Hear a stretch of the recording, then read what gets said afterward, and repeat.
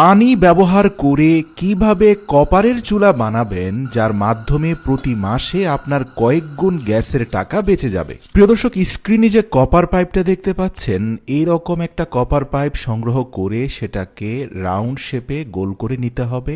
মনে রাখবেন, কপার পাইপের অগ্রভাগটা আপনাকে ব্লক করে দিতে হবে যেন সেখান দিয়ে কোনো গ্যাস বের হয়ে না যায়। এরপরে পুরো পাইপটাকে 3 বার মুড়িয়ে নিয়ে যে কোনো একটা পাশে প্রতিটা রাউন্ড সার্কেলের মধ্যে 4টা করে হোল করতে হবে। সুতরাং 3টা সার্কেলে 12টা হোল হয়ে গেলে আপনাকে এই কপার পাইপটা স্থাপন করার জন্য একটা পাতলা কাঠের উপরে 4টা ক্লাম অ্যাডজাস্ট করতে হবে। প্রিয় দর্শক, স্ক্রিনে আপনারা যে ক্লামগুলোকে দেখতে পাচ্ছেন সেগুলোকে আমরা স্ক্রুর সাহায্যে কাঠের মধ্যে শক্তপোক্তভাবে লাগিয়ে দিচ্ছি। আর এই দুটো ক্লাম লাগানোর পরে অপোজিশনেও আরও 2টো ক্লাম লাগানো হয়েছে এবং এই ক্লামগুলোর মিডল পার্টে নাট সহ একটা বোল্টকে এমনভাবে লাগানো হয়েছে যার অগ্রভাগটা ভেতরের দিকে বের হয়ে আছে। মূলত এই 4টা ক্লামের 4টা স্ক্রুর মাথায় আপনাকে কপারের পাইপটা স্থাপন করতে হবে। এবার আসুন ভিডিওতে দেখানো 2টো প্লাস্টিকের বক্স নিয়ে নিন, যেগুলোকে খুব শক্তভাবে আটকে দেওয়া যায়।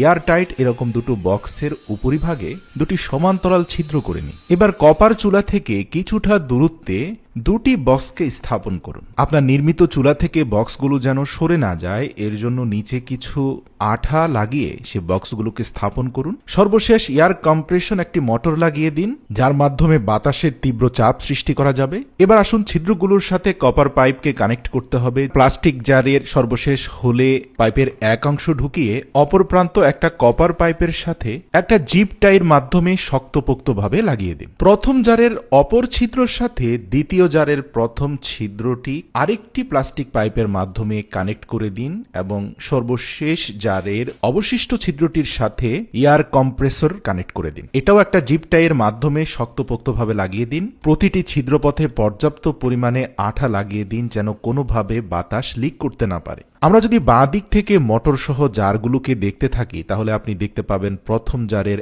একটা পাইপ কানেক্ট রয়েছে মোটরের সাথে, দ্বিতীয় পাইপটা কানেক্ট রয়েছে প্রথম জারের সাথে, প্রথম জারের অপর পাইপটা কানেক্ট রয়েছে কপার পাইপের সাথে। এবার আসুন এই মোটরটাকে একটা ব্যাটারির সাথে কানেক্ট করাতে আমরা প্লাস মাইনাস তারগুলোকে সংযুক্ত করে দিই। পাওয়ার সোর্স হিসাবে একটা ব্যাটারি কানেক্টরও সংযুক্ত করে দেওয়া হয়েছে। এবার আসুন সর্বপ্রথম জারে আমরা 1 গ্লাস পরিমাণ বিশুদ্ধ পানি ঢালবো। তারপরে খুব মজবুতভাবে এয়ারটাইট ঢাকনাটি লাগিয়ে দিয়ে দ্বিতীয় জারের মধ্যে আমরা 1 গ্লাস পরিমাণ পেট্রোল ঢালবো। ভাবতে পারেন পেট্রোল খরচ হবে? না প্রিয় দর্শক, মূলত পানি থেকে সৃষ্ট বাতাসের মাধ্যমে এই চুলাটা জ্বলবে। তো কিভাবে চলবে দেখুন, আমরা ব্যাটারিটা কানেক্ট করা মাত্রই যখন থেকে মোটরটা ঘুরতে আরম্ভ করলো, এয়ার প্রেসার ক্রিয়েট হলো পেট্রোলের মধ্যে। পেট্রোলের বক্স থেকে বের হওয়া বাতাস গিয়ে চাপ